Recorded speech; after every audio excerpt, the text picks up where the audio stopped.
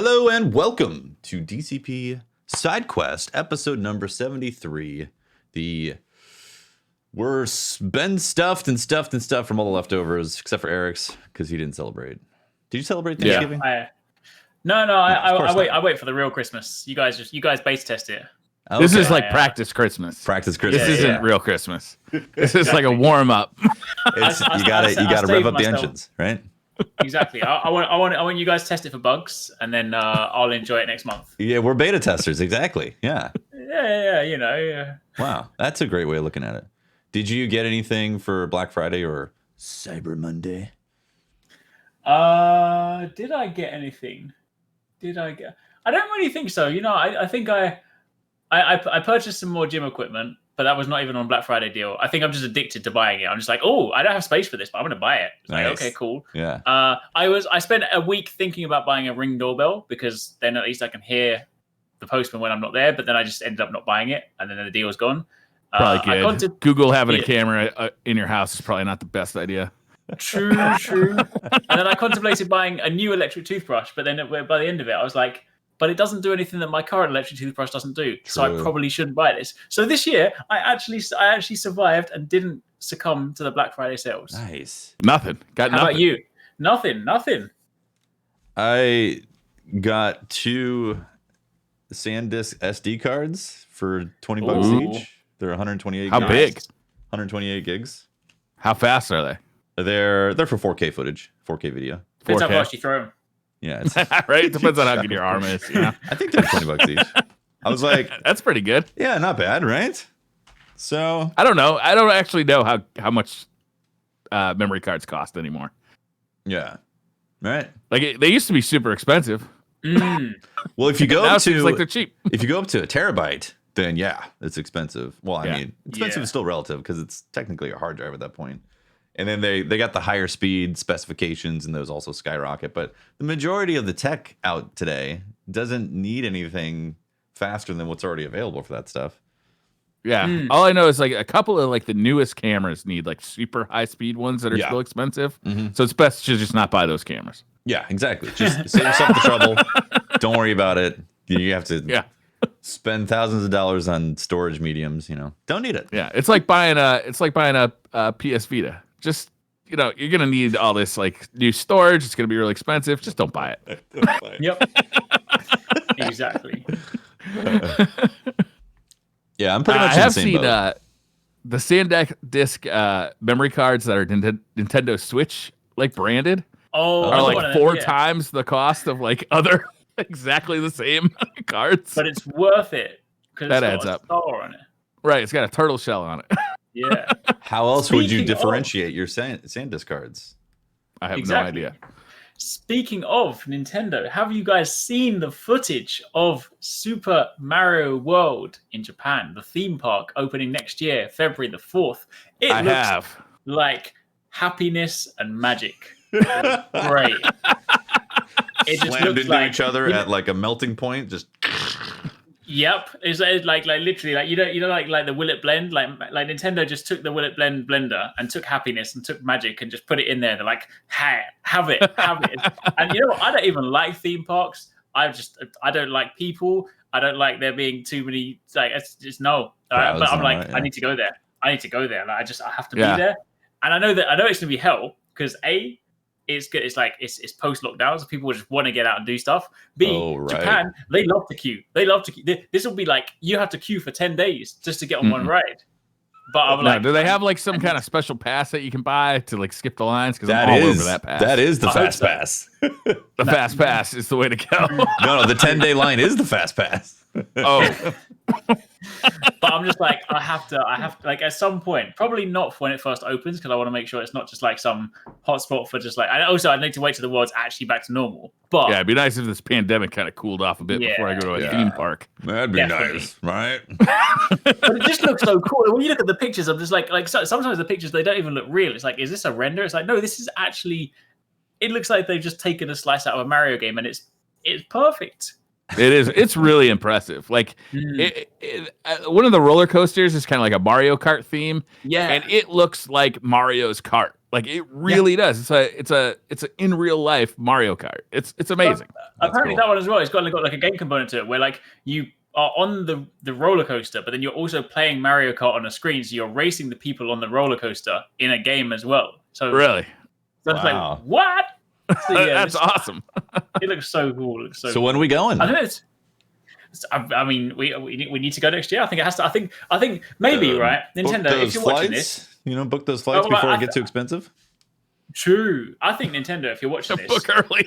you should invite us. You should invite DCP so we can do a podcast from Nintendo Land. You know what, Eric's? I think you're onto something. I think so. You're right. Nintendo, let's make it happen. We can imagine if all of us were sitting on like the Mario pipes, like 4 green pipes, all of us just sitting there, just chatting about games. Only Nintendo for that episode. Nintendo special. The Nintendo special in Nintendo Land in Japan. Exactly. I like it. Completely zero bias. I think we can really open we can really open this up to like a lot of brands, right? Nintendo, we do the Nintendo branding. You know, we're walking around a lot, so we'll get the Crocs sponsorship. Yeah, like we're gonna be playing some video games, and we're gonna need some Scuf branded, flappy paddles. We need to stay hydrated, so we'll have to be like sponsored by like Voss water. I don't know what that is, but it sounds delicious. That's a stupidly expensive. You know the fancy bottles that come in the glass bottles with the silver lids, and it's like, it's like that's the mad hydration. Yeah, why don't more gamers have water sponsorships? I genuinely would really like because the thing is like we're always like really particular about like our sponsors anyway, right? And I'm just like there's always been kind of things where it's like you kind of get approached by I have nothing against people that use it, but I'm not personally one that like believes in those like energy stuff. So I'd never be partnered by like, hey, G Fuel or this. I'm just like, just drink water. But I like 100%. If like Smart Water were like, hey, you want a sponsor? I'm like, yes, I'll drink you all day long. Or a beer sponsorship. Or a beer sponsor. Yeah, I'm the same way. Like when I see those energy drinks, I'm like, what are you doing to my liver? First off, what's gonna happen? Yep. I used to have a friend in my 20s who have you ever seen those Red Bull little like mini trucks with the big Red Bull cans on the top? Yeah. She used to drive one of those. And her job was basically to go to events and just like hand out Red Bulls. So she always had like cases and cases of Red Bull on her at all times. And she'd always just give them to me. Like, hey, can I have a case of Red Bull? Sure. Here it is. So I'd have like multiple cases of Red Bull all the time. And I swear to God, I got like addicted to that stuff in my 20s. Yeah, nice. It was ridiculous. Like I had withdrawal. yeah, for sure. Yeah, that stuff has, and I didn't drink as many as Pope did. What was that promotion for Destiny that he was drinking a ton of them? Oh my God, that's right. The monster stuff. Yeah. Oh no! You know, I bought some of those just so I could get the thing, and then every can I poured it down the drain and just took the ring pull. I'm just like, no, I'm not drinking this. This is no. Do you drink coffee? Do you drink any kind of like? Yeah, I drink coffee. Yeah. Okay. What about tea? I was afraid that you drink like dirty water like they do in England. the river Thames or Thames or whatever. I drink tea. I was talking about tea. To be fair, I drink a lot of green tea, so I'm a cultured person. And you're into pop? Me too. Don't talk around about Tefty though. He's a narc. Oh my God. And I currently have some fruit tea here, so I have some fancy teas. But yeah, tea, coffee.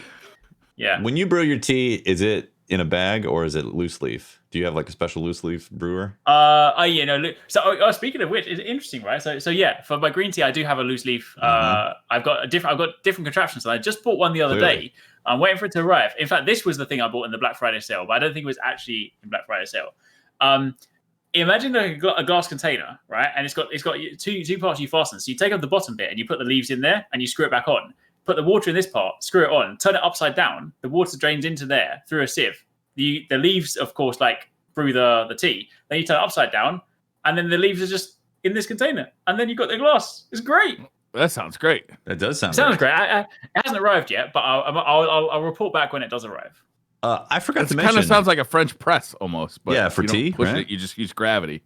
Yeah, exactly. I forgot to mention that I also ordered a pound of my favorite black tea as well from Art of Tea that was on Black Friday sale. So I also bought tea for Black Friday.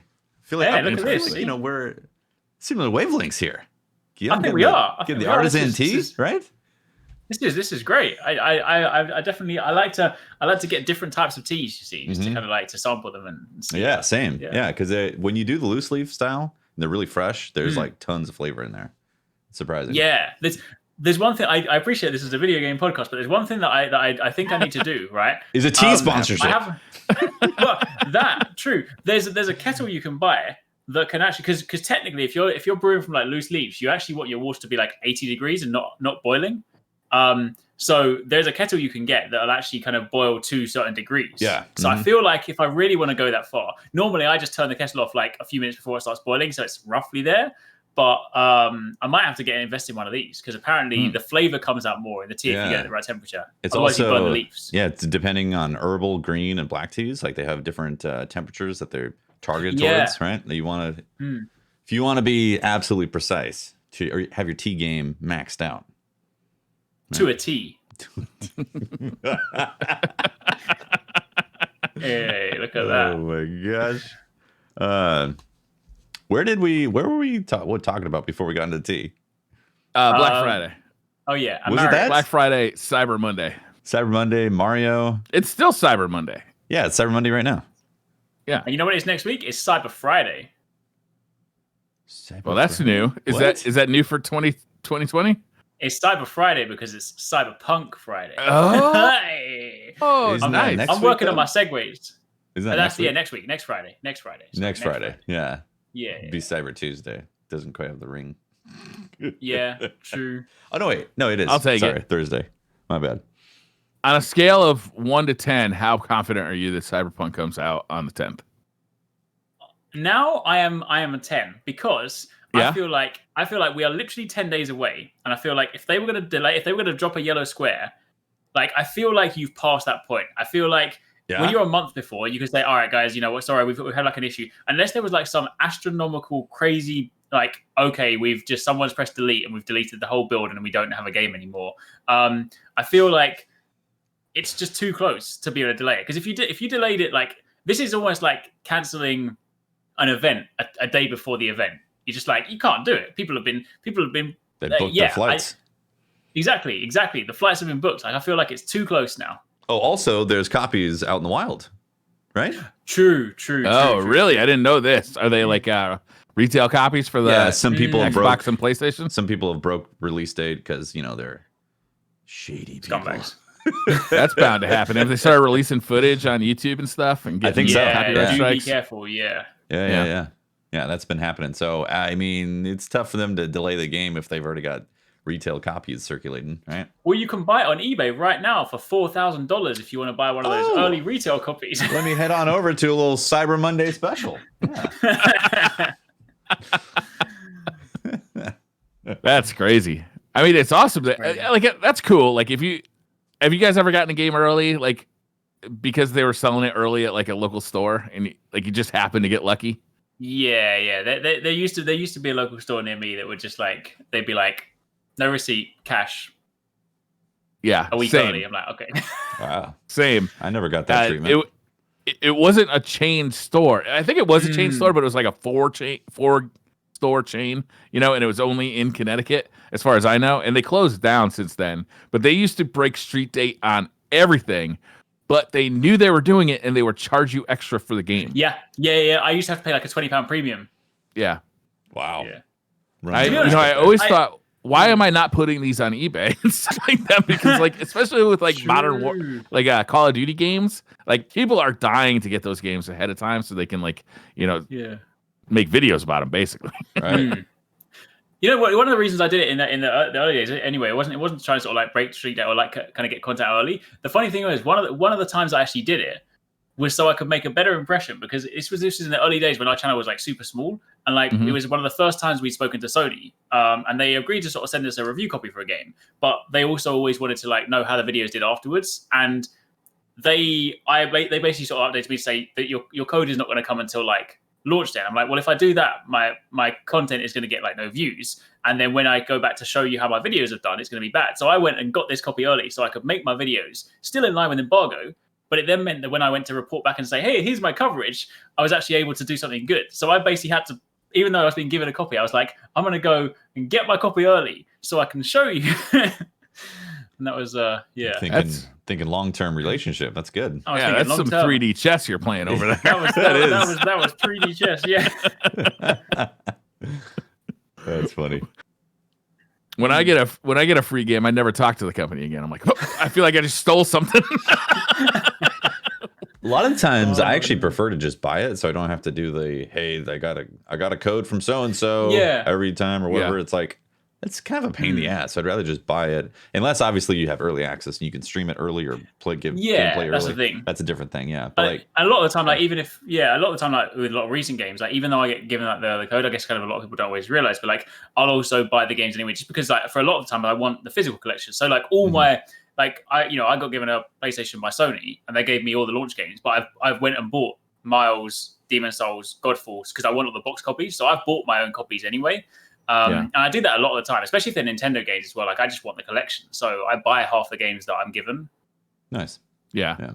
Are you like? Have you ever like gone for like a complete collection for any system or anything? Like, how extensive is your collection? No, with that close. Like I don't think I could ever kind of do that because I'm just like because the thing is, there's just so many games that I just don't like or don't want to play, and I'm just like I'm not going to buy it for the sake of it. I think the closest I've ever done is like if there's like a series I try to make sure I get all the collector's editions for those ones. Or like outside of games, the closest I got was like when the Switch came out, I started trying to buy every single color Joy-Con, which I was on top of for a while, even the ones that I had to import from Japan, until they started selling them only with new Switches, like the bundles. Like, you have to buy a Switch console. Yeah, and I'm like, well, I'm not about to do that. I'm not about to buy like a new Switch just to get the Dragon Quest controllers. I'm like, so now I'm behind again. Yeah, and those are $80 anyway, right? They're pretty. Joy-Cons are expensive. Yeah, which sucks because they wear out like prematurely with the controller drift and all that. But I mean, they're expensive to get all the colors. Man, that's a expensive collection. Yeah. They should be sending. I can't find my Joy-Cons. I was looking for them the other day because I was shooting a video, and I wanted the Switch to be like on the table in the video for B-roll, and I wanted the Joy-Cons to be on the Switch so it looked like a Switch. Yeah. I couldn't find them anywhere. It's been so long since I've used the Joy-Cons. I have no idea where they are. Like it's a complete mystery to me. And I have I'm actually pretty organized about my controllers. I have 2 boxes of controllers that I keep in like Ziploc bags to keep them fresh and keep them from getting dirty. So it's really a mystery to me how like these things could have gotten lost. Don't forget, you can go on your, although if they haven't been in for ages, they're probably out of battery. But normally you can go on your Switch and there's a Find My Joy-Con feature which will make it vibrate. Yeah, I think it's been a couple of years. Okay, maybe that's probably out of juice. Yeah, I got a hold of those Hori pads and I never look back. Like they're so much more comfortable for me. Gotcha. They're not good for travel though. They came in red now, so I bought the new one. Ooh, I like that. I like the red. Nice. But yeah, I haven't looked back. The only reason I would go back to them is for travel, which that's not really an option right now. So, and actually, I think I would just get a Switch Lite at this point for travel. I'm hoping for a Switch Pro. Switch Lite is great. Yeah. What's the rumors on the Switch Pro? Is this? Some people are saying next year, but I think mostly it's just made up bullshit. Yeah. Honestly, I feel like it. I wouldn't be surprised if it was next year though, because I feel like there are some games, because like, for example, the initial rumor was that maybe it would kind of like it would launch with Breath of the Wild 2 because of but even like one thing that kind of surprised me as well was sort of like something like Monster Hunter, like Rise, which was coming out next year. Monster Hunter has pretty much as far back as I can remember always had like a collector's edition console with like their versions. You had like one for Generations, you had like the ones for like 4 Ultimate on the 3DS and stuff like that. So they haven't announced one for Rise. So either it's just not deemed big enough in their eyes, or like they're waiting because then the collector's edition is going to be on the Pro version. I don't know. Damn. But I feel like there could be those things. I mean, but there's definitely no like substantiated stuff. It's all the typical kind of just like rumors that kind of going around and stuff. And then people kind of at first people thought Breath of the Wild 2 might be like early next year, but some of the more recent rumors are now saying like summer next year. So really? Who knows really? Unlike Sony and Microsoft too, is like in the planning phases, they know there's a pandemic happening. Like I think Sony is pretty I thought I can't remember who it was at Sony who basically said, "Don't plan a console launch during pandemic." FYI, like that's not a direct quote, but that's essentially what he said. Yeah, I can't imagine any of it has been smooth for any of the companies. Like, no. Yeah. No, they just released a patch for the PlayStation 5, which I think fixed the front USB charging issue. Whereas there's one USB-A port in the front of the PlayStation 5, and for some reason, not for everybody, but for some people, if you plug your controller into that, it wouldn't charge it. Which was happening to me, and it was annoying. You know, it's not like I got to reach behind the console to plug in my charger. You know, it's not like a game ender, but I think that fixed it because now it's charging correctly. But like these things came in hot. You could tell, like both of them, the Xbox. Oh, 100%. Yeah. You know what I've found is I can't plug in the PS5 controller into like a random USB power source and have it charge. It seems same. I have found that too. And that sucks because it's over here and I have to have a long ass cable over here in front of me to charge it when I'm in the middle of gaming. And I was like, man. And those things do not last very long. The DualSense runs out of battery after like 2 hours. Yeah. Yeah, it does seem like it goes quick. Mm-hmm. Yeah, that's kind of it's cramping my style, man. My kind of counter to that is I bought the controller dock, so I've got 2 controllers now, so I just have them both on charge, so I can just swap them out if I need to. Yeah, I don't like playing over wireless too. I'd rather have it plugged into the console because there is an option. This is another thing I'm not so sure it works though. Is there is an option in the PlayStation menu to like basically disable Bluetooth on your controller as long as it's plugged in. It'll connect via the wired connection. Oh, okay, but I'm not sure if it works because that might have also been a front USB port issue. I don't know. Like honestly, I haven't been playing a ton of PlayStation 5 because I did get that analog NT finally, which is a modern day $500 luxury NES. Yeah. And I've been playing that all weekend, and I'm going to do a review on it in the next couple of days, so we can also get B-roll and stuff. So the PlayStation 5 is collected dust for the time being until I can put some more time into it. Yeah. I just... actually, should we start talking about Demon's Souls? Because I just started it. I think so. Yeah? Yeah. Right. Yeah, go ahead. This is actually how I found out that my controller was not charging. I was like, I had it plugged in. I'm like, wait a minute. I don't think this thing's charging. What the hell? Then finally plugged it into the PS5 in the back. And it started charging. I was like, huh. So maybe it was trying to see different cables and all that. Anyways, I haven't solved that issue yet. But Demon's Souls, I finally started on Saturday. Played about 5-ish hours. And it is fantastic. So good. It's an incredible game that is unabashedly punishing for you to not pay attention to mechanics and how the game flows. It's great. It's such a great remake. I mean, like the levels are beautiful. They look incredible, right? Right? Yeah. Gorgeous designs. The bosses. I feel like it's the most next gen game of all the games that are kind of the launch games. Yeah, it's surprising too because it's an old game, right?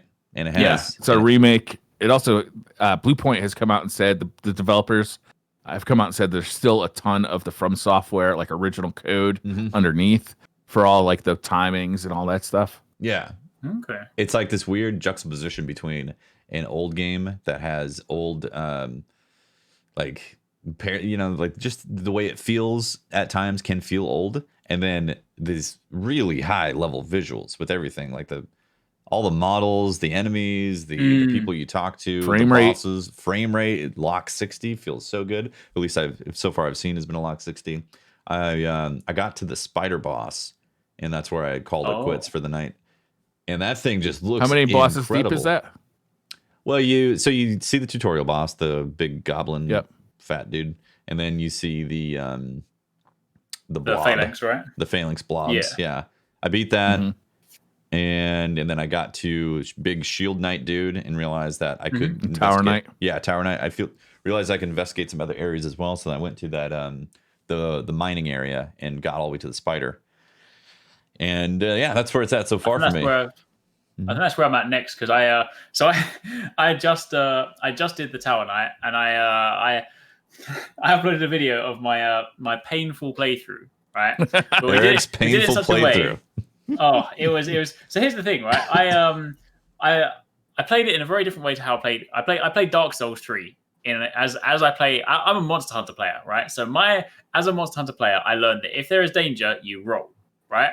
In Demon Souls and Dark Souls, they're like, hey, no, you just need to parry this stuff. So when I did my first gameplay, when the PS5 first came out, and I just like rolled a barbarian, just ran through the first kind of area, someone was like, oh, yo, if you're new to the game, don't be a barbarian, put a shirt on, be a knight, get a shield. And I was like, all right, cool. I'll listen to these people because the Souls community is actually really helpful, right? So I was like, all right, cool. I'll listen to them. So I re-rolled as a knight.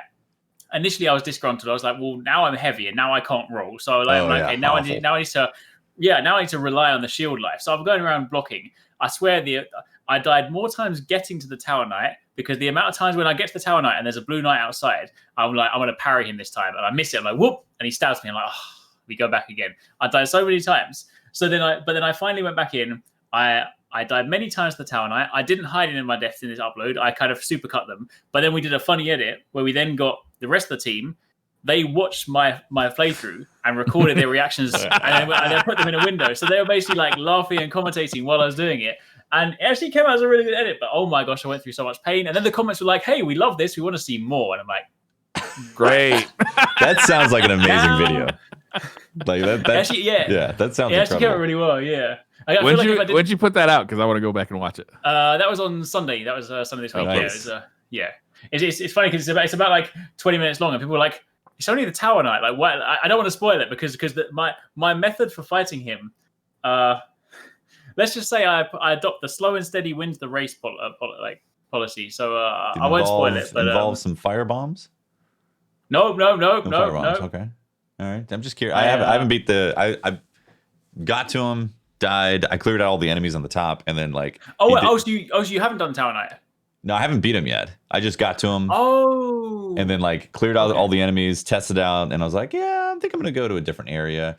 So my approach is a little bit different, Eric's. I also rolled as a knight, and as soon as a temple knight, I should say. As soon as I dodged and saw how fat rolling I was like, this is not going to work. So I immediately stripped all the armor off, and I've been going strictly. That's what I did too.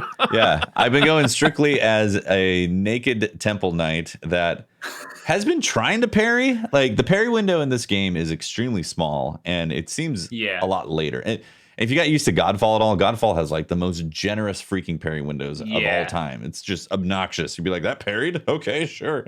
This game. So does Tsushima, I feel like. So it's like I've been trained for these like really generous. Exactly. And then Demon Souls is like, you need to be ultimately precise at all times for everything.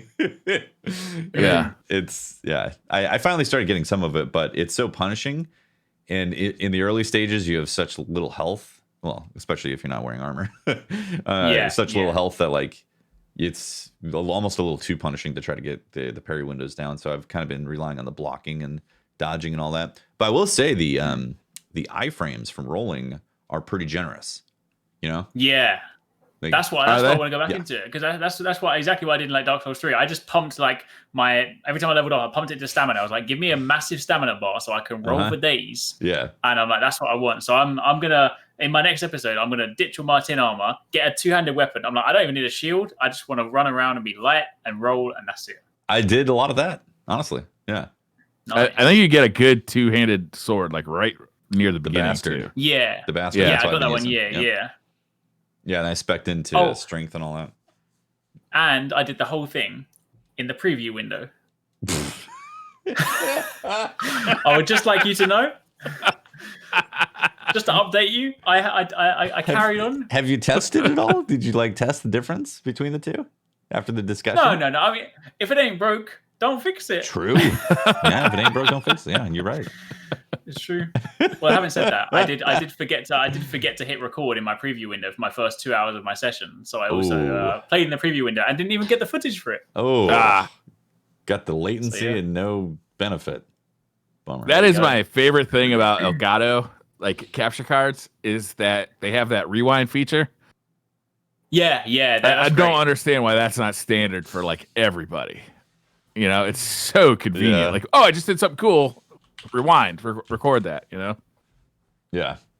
But Demon Souls is incredible. I am absolutely loving it. I'm so thankful that I waited and I didn't get a PS3 to play Demon Souls. Like, I'm so happy that it paid off, and now I get to experience this game fresh as a brand new game, and it's so good. I love it. Yeah, it's so pretty too. Like, yeah, like it looks next gen, like in a huge way. Like there's that first demon boss, like that first tutorial boss that you're fighting, and like you kind of you get around to the back of him, and you're kind of slapping him in the ass with your sword, and like the rolls of flat are like kind of flapping up and down and slapping into each other. It's just like, I mean, it's funny and it's ridiculous, but it's like kind of a wow moment. Like, damn, man, like this looks stupendous and gross at the same time. Like it really looks amazing. Like walking around through the castle, like that first area that you really explore, the architecture looks good. It's filled with detail. Yeah. Like it's really like, it's outstanding. It looks phenomenal. Yeah, you are right. It does feel like a next gen title. Again, it's weird how it's got this old school vibe to it, but also just next gen, buttery smooth. You know, the frame rate, the texture maps, the lighting. It's just so well done. Like it has, I guess, like that simulated HDR thing going on. If you're not playing in HDR, if you are playing in HDR, you're seeing that obviously. But yeah, really cool. I can't wait to play more of it. I was like really tempted to just hop on last night and start streaming some more. Yeah, but I didn't. And now today I'm like struggling between, I want to play Destiny, but man, I want to play Demon Souls. Oh yeah. It's good problems. Good problems. True.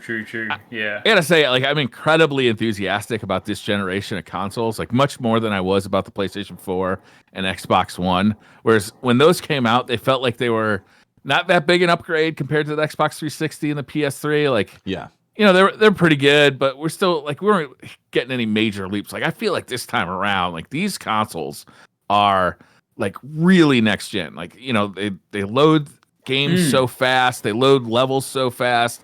We're running graphics like at high graphic fidelity with 60 FPS. Like Demon Souls at 60 FPS looks stupendous. Like you can turn it into like I don't know what it's called. Is it called picturesque mode, or it's a weird name for the mode, but it runs at 30 FPS. Oh, and it's like a higher detail level. Yeah, cinematic or something like that. And it's like, why would I do this? Like, it looks so good at 60. Like, why would I do this? Yeah. I feel like there's a lot of gamers like coming around to like 60 FPS. Like, oh, this actually looks pretty good. except for Eric's. You say except for me. I still can't tell it. You can put it side by side, and I'm just like, That's so funny. Eric. I mean, look. Let me be honest with you, right? If you take two screenshots, put them side by side, you're not going to be able to tell 30 and 60. No, because screenshots. Yeah. Yeah, it's true.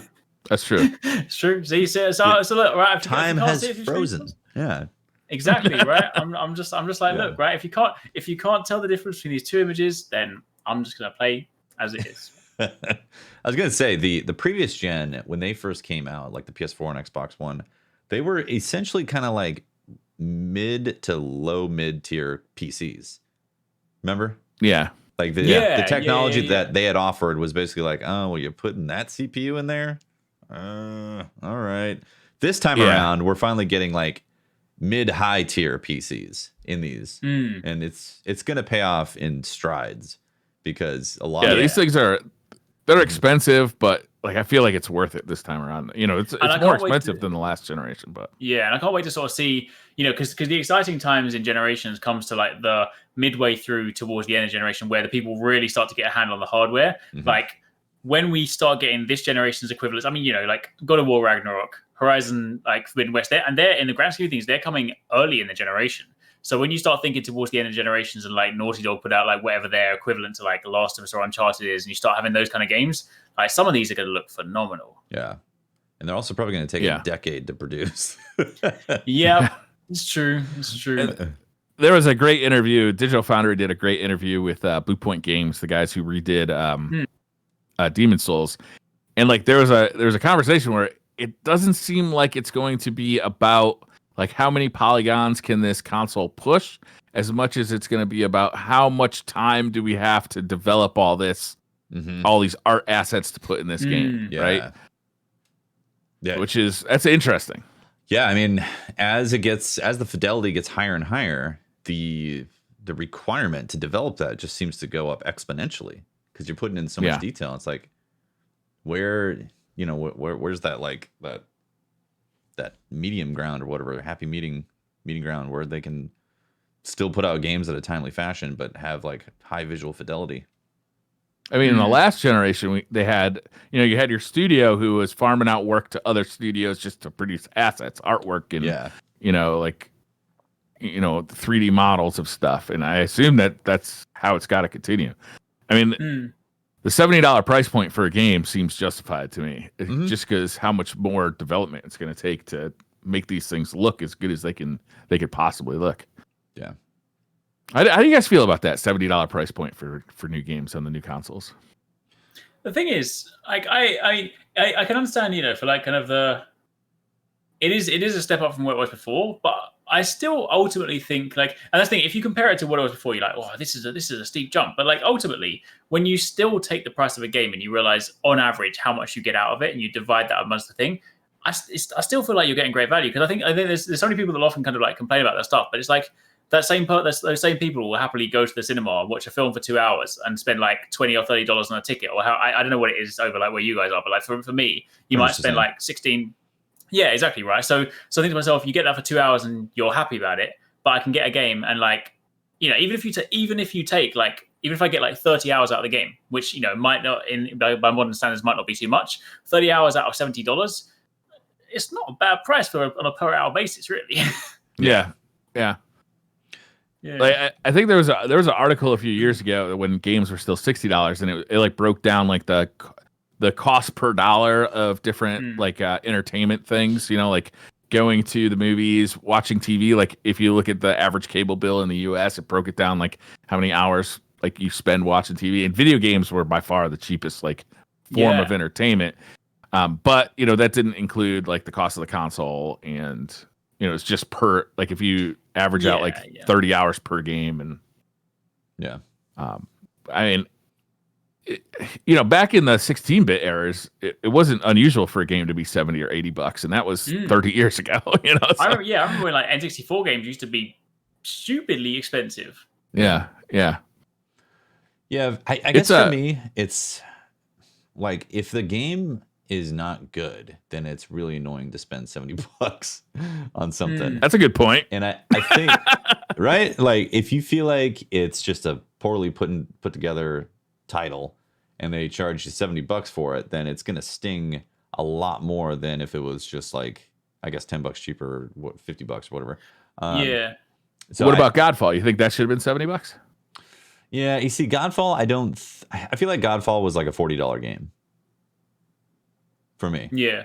Like if I had bought that off of Steam for $40, I'd have been like, yeah, it was a cool title. $70 on the PlayStation, I do feel like that was more than it's tough to say, because like it looks beautiful, right?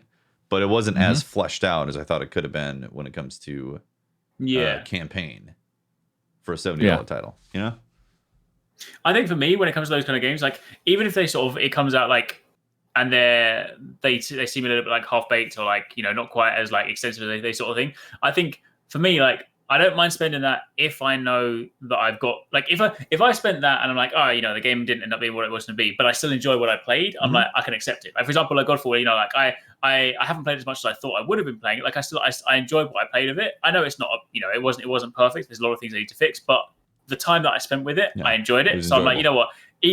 So even though if you compare it like side by side with another game, you might be like, it might not be the $70 price tag. I'm like, the hours that I got out of it, I'm still all right with it. But obviously, to your point, if I bought it and I'm like, this game is terrible, I don't even enjoy playing it. Like, if I wouldn't like, I know I would never play those games, but I wouldn't pay $70 for like a FIFA game because I just hate football. I'm just like, this would be a waste of money for me. It's just like if you were to go to the cinema and see a movie that you clearly were not going to like, and you went anyways and spent the money on it, you'd be regretful the entire time.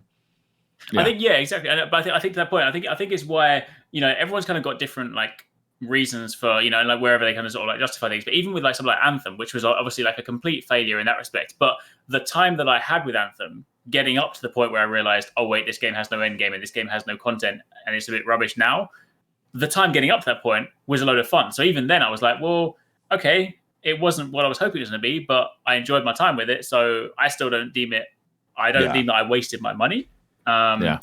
That's I have a very kind of like laid back approach to like games. I'm just like, if I've had fun with it, In terms of a price proposition, games are always going to have tremendous value, even the ones that aren't like that long or whatever. Like it's always going to be a very good dollar per hour value, regardless of most entertainment things. I'll tell you what's going to really stick in my craw though, is that, you know, at some point I'm going to bring home a $70 game and find out it's just riddled with microtransactions. Yeah. And that's going to piss me off like that. Yeah. Like, Godfall, I'd have a much easier time recommending that as a $40 game than I do as a $70 game, because as much as I enjoyed it, I only put about 16, 17 hours into it. I had fun while I was doing it, but I don't really plan on going back at least until they add DLC. You know, Anthem, I put 60 hours in Anthem, and my time was enjoyable. I had fun playing Anthem. You know, I dropped it after 60 hours though. If you give me a game that is good, but it's riddled with microtransactions, and I feel like I got to pay more money to get, you know, the most out of it, and you already charged me $70, like that's gonna leave a bad taste in my mouth, like real bad. Yep. Definitely. Yeah, it's 100%. interesting. Destiny has walked the line on that a few times with how they've done the model. You know, there's been a few times where they got real close to pushing it past, but then they dialed it back, and it's still, you know, it's still iffy. There's a lot of people who come back to the game to Destiny and then find out that, you know, now they've lost content that they can't access anymore that they might have paid for in the past, and it's an interesting problem with these games, you know. Well, especially for Destiny being a live service game. Yeah, you know, like Destiny being a live service game, like it felt like there was a lot of games that were going to try and emulate that model, and it looks like people are stepping back from that, right? It's like it does, yeah. You know, like obviously it's super hard to build that kind of thing, but it's also super hard to maintain it, and I don't know that people are up for that like kind of grind over, you know, a decade. Yeah, you know, like watching like what Destiny has gone through, and like kind of watching the, you know, how do you monetize this? Is there a good way to monetize this? You know, like it almost seems like it's a better, like an easier thing for a free to play game to do. Like Genshin, Warframe. Yeah. Genshin, in that, like, look, if we don't charge them up front, then they're going to be more willing to buy the microtransactions, right? But if we charge them up front, that's how it feels to me anyway. It's like when I get charged up front, then I expect to get value for that dollar. I don't expect to get nickel and dimed while I'm playing the game. Yeah, you expect to have access to the majority of the content for that entry fee, right? Yeah, and like I understand why Destiny did it, but it does feel not great to see stuff I paid for not available anymore. Yeah, I definitely understand that perspective of it for sure. From like the consumer point of view, obviously from the developer point of view, they got to maintain their game. They got to be able to push updates without having to slow down everything and have a better code base to manage. But from like a strictly consumer perspective, that's definitely dicey water to be treading. Yeah, I was listening to a podcast today, and they were talking about people who were addicted to Warcraft. And a lot of the conversation that they were having around that game, I was really thinking like, damn, this really relates to how Destiny is now. It's like, it really like kind of turned that into an MMO, and that like kind of, you got to log in every day kind of feeling. Yeah. This isn't the Destiny show though. Let's talk about something else. How about James Bond? I like talking about James Bond. Are we talking about old James Bond? Are we talking about goofy James Bond? We're talking about brooding James Bond? Interactive being like, hey, we're gonna bring you a new James Bond that you've never before seen. Is it gonna be all new? They're not gonna use one of the movie actors? Well, I mean, so they haven't kind of gone as far as that, but what we know is that from the little synopsis of it, then working title Project 007 will basically see you taking on the role of James Bond to earn his 00 license. So it'll actually be like an origin story, so like pre-007, which is going to be really cool. And obviously, IO Interactive are like literally of all the people that because I was saying to people the other day, like I remember a day where back in the day it would be like a James Bond game would come out and you'd be like, it's good, like, you know, GoldenEye, Nightfire, never like Everything or Nothing, you know. But then they started to go down the pan. But like giving this to IO Interactive is literally the perfect match because IO just make Hitman. Hitman is basically just a bald James Bond. Let's be honest. Yeah. So it's a match made in heaven. Yeah, it really is. I mean, I wonder if they'll take some of the kind of goofy jank out of the game so that it kind of fits more with the suaveness of a James Bond. Yeah. Or if they'll leave it in and just kind of like none of the trailers will ever show any like briefcases flying around corners. A briefcase, a supernatural briefcase, sounds more in line with the James Bond universe than the Hitman universe. True. Yeah. Do you think that it would be? Do you think it's going to be a Hitman game with the James Bond license, or do you think it's going to be like a new creation? That's the thing I was wondering about because I was thinking to myself like, well, they've got a new Hitman. I mean, obviously this would be like quite far away because they've obviously got like the new Hitman game, Hitman 3 is coming out on 20th of January. So by the time that that's out, they'll obviously be working on James Bond. But I think to myself like, they have a formula that will definitely work, and I feel like they could definitely take elements of that. But I think at the same time, Hitman is their franchise. So if they literally just skinned Hitman as James Bond and tried to sell it to you again, I feel like they'd almost been doing the series and themselves a disservice. Like they're a great studio. So I feel like they might take learnings from it. And like, for example, like I'm more of a third person like fan than I am first person. So like I would be quite happy if they made a third person James Bond game, much like they did like Hitman and stuff. But I will be interested to see whether like they kind of sort of like deviate slightly more away from it. I think they're going to want to create an experience that is unique, that isn't just like if the reviews come out and they're just like they just whacked a James Bond skin on this dude and it's still Hitman, then I'll buy that for $70. I mean, I would still buy it. That's the thing. I would. That's the crazy thing. I would 100% buy it, 100% enjoy it, and it would still be a great game. But I feel like they would probably want it to be more than just Hitman in a James Bond skin. Yeah. So, yeah. I mean, they're a really good developer. It's so cool that they got like it just feels right that they got this license. Yeah, right. Mm-hmm. It's like it couldn't have been the most profitable deal for the guys who own the James Bond license, right? Like I'm sure they're getting courted by like the big guys like EA and Activision, right? But like it just seems like this fits so good. Like how could this not be a thing, right? Yeah. Personally, I don't know. Like personally, I'd like to see like almost take the mechanics of Hitman, and then take the mission structure of say something like Uncharted and put that into a James Bond game.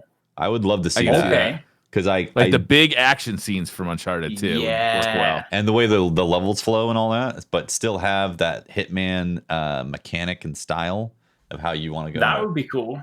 Go and approach something. That would be awesome. Yeah. You just sold me, man. I'll pay $140 for that. I get the special edition. Yeah, probably come with like a little fancy little like Aston Martin or something. You know, yo, the collector's edition.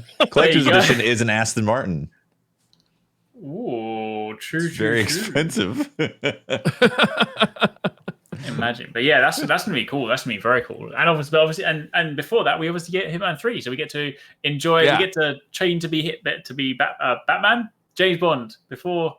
Yeah, it comes out. Yeah, Hitman games are my favorite games to stream. Like they're so fun because like you were saying before the podcast started that you like when you're playing by yourself, Eric's like you do everything stealthily and you get through the level fine. But really, the joy of those games comes when you fuck it up, right? It's like when everything hits the fan and you're just trying to like hold it together with like duct tape and wire, and just like get out of that mission alive. Like that's when that game gets like super fun to me. And like I don't know if there's another game that's ever done like controlled chaos the way the Hitman 1 and 2 have. True. Mm-hmm. Yeah. Yeah. And they just allow for so much freedom, you know? Have you ever seen that, like, for when it all goes wrong? Have you ever seen that, like, Hitman meme where there's, like, Hitman standing in a room, everybody's dead.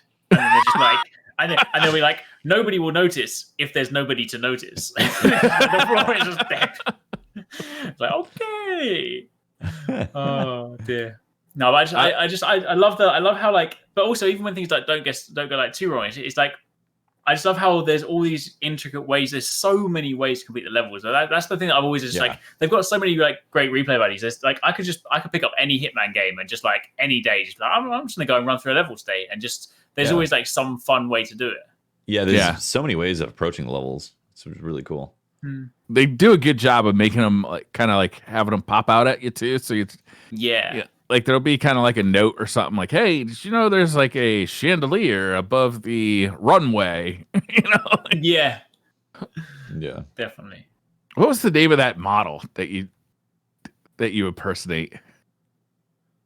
Hair or something? God damn, he was the best. I remember. Actually. Anyhow, sorry. Memories. I really like the first one too. They're very good, and I can't wait for 3. And then I can't wait for see what they do with the Bond license. I think that's a genius matchup. That's cool. Yeah.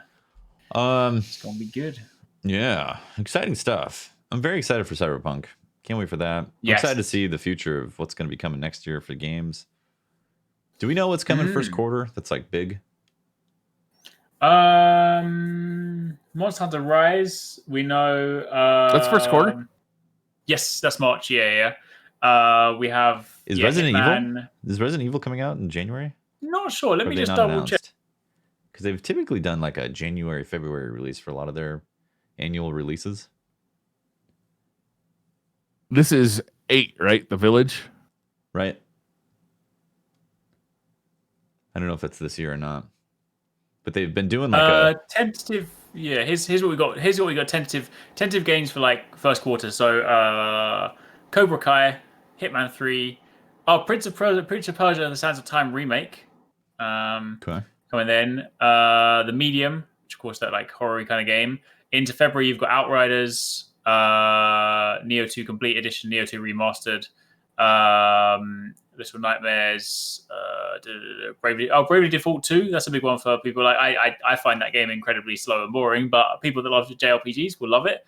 And then into March, you've got Monster Hunter, and that's all that's listed at the moment. And apparently Yakuza Like a Dragon's coming to PlayStation 5 in March if you like that weird game.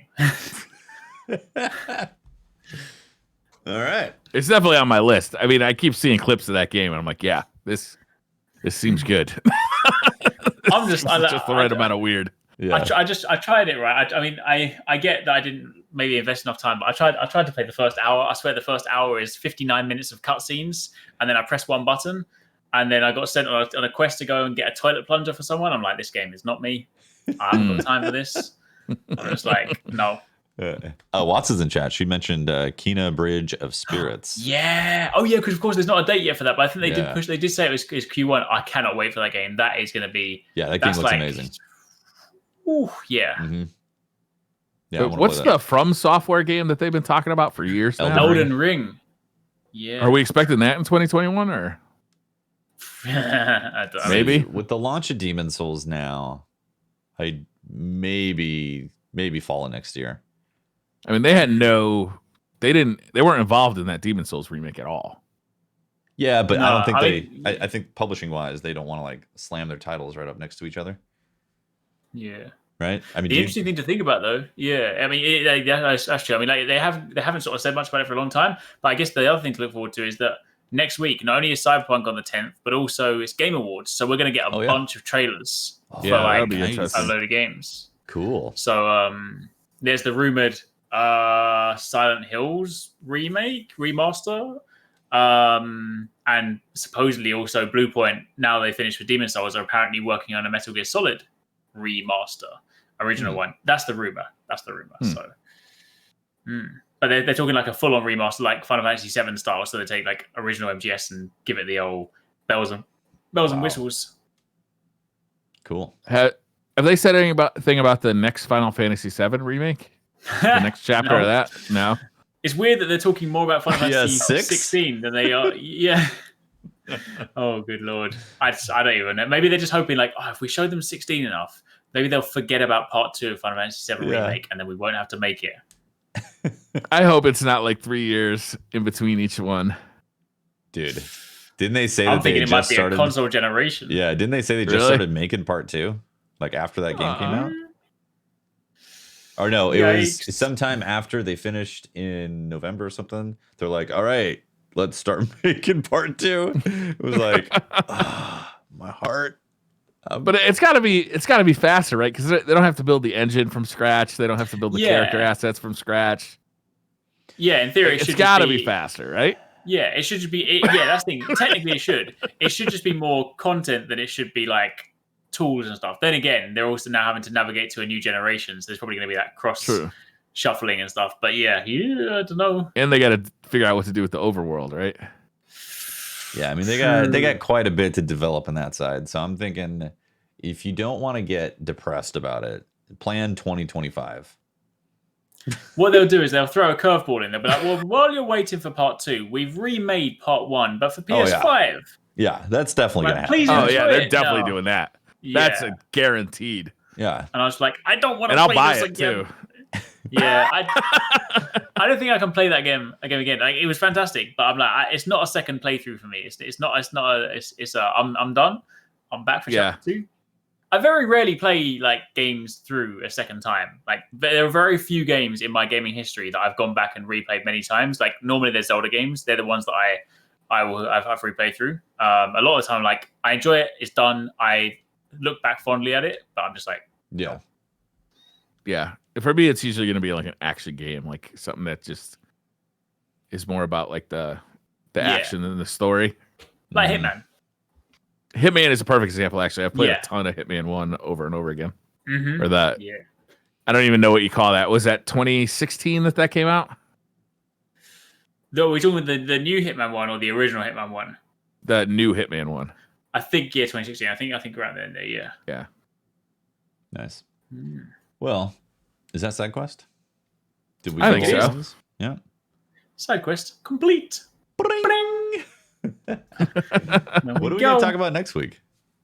Well, next week will be just before Cyberpunk, so maybe we can have Cyberpunk predictions. Okay. We should do Game Awards predictions next week. We should talk about what we think. That's a good idea. Little bingo sheet. Yeah. Game Awards bingo. Yep. I can dig that. We're gonna have to do at some point. We're gonna have to plan our own Game Awards too. Like, I'd like to. Yes. I don't know if we liked how we did it last year. If we want to modify that system somehow, but it's fun to kind of definitely arbitrarily pick the best game out of a series of games that's nothing like each other. Yeah. Yep. I think it's great. Hell yeah! It's a fun game to play. That is SideQuest episode number 73, right? I'm pretty sure it's 73. Thank you very much for watching, listening, hanging out. Shout out to our Patreon members and our Twitch subs for supporting the show. You guys are awesome. And thanks everyone for hanging out live and also listening in your various podcast consumption mediums. If you want to find more of me, you can talk to me at Teft on Twitter and catch my streams twitch.tv/TeftyTeft, where I'll be mulling over the decisions of to play Demon Souls or to collect more loot in Destiny. Definitely Demon Souls. Definitely Demon Souls. 100%. You can find me over on Twitter at Arix or YouTube, where this week I'm going back into the breach to try and fight more bosses and Demon Souls and get my butt kicked. So enjoy my pain, please. You can find me at the Briar Rabbit on Twitter, where I post nothing but shit posts. And look forward to, I have the mini NT review coming out. I've been shooting B-roll for it all day. It should be up tomorrow or the next day. And that should be fun. Awesome. I'm looking forward to that. I might be surprised what I think about that. Okay, cool. Well, that's SideQuest. We'll see you next week for another episode of all those things that we're going to predict about the Game Show Awards and Cyberpunk. Maybe Cyberpunk will get delayed by next week. We'll see. Fingers crossed. That's on my bingo card. Oh my. All right, bye everyone.